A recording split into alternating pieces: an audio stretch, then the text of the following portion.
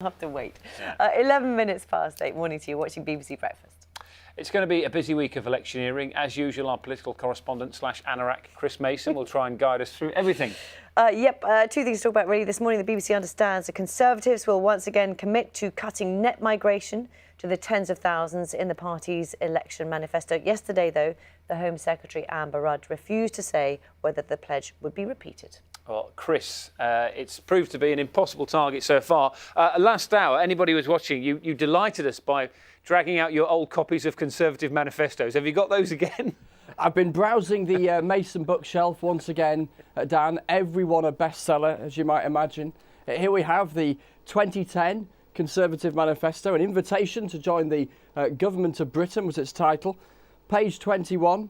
Talking immigration, we'll take steps to take net migration back to the level of the 1990s. It says tens of thousands a year, not hundreds of thousands. They were in government for 5 years. The target was never met. Fast forward to 2015. Here was their manifesto a couple of years ago. David Cameron there on the front cover. Theresa May gets a look in actually on the front cover, but not quite as prominent as the then boss. Here we are on page 29 this time, a little further into the tome. We keep our ambition of delivering annual net migration in the tens of thousands, not the hundreds of thousands. 2 years on, promise still not met. Most recent figures from the Office for National Statistics a couple of months ago, net migration 273,000, and that was the first time in 2 years, the ONS pointed out at the time, that it had been below 300,000. Nonetheless, they are renewing the target. It will be, for the third time in a row, in the Conservative manifesto published in the next few weeks.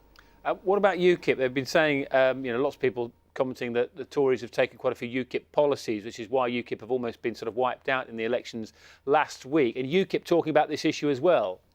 They are, and they are trying to outflank the Conservatives on this. As you say, they were nuked, weren't they, last week in the local elections, with so many seats tumbling in the direction of the Conservatives. A real feeling from UKIP that the Conservatives have parked their tanks on UKIP's lawn. But the argument from UKIP is, look, the Conservatives have got a track record of not meeting this promise that they've made repeatedly. Their argument, UKIP's argument, is it should be one in, one out on immigration. And they say as well there should be a 5-year ban on unskilled migrants coming to the UK. Yet again, this issue of immigration that matters to so many people likely to be a recurrent topic in the next month.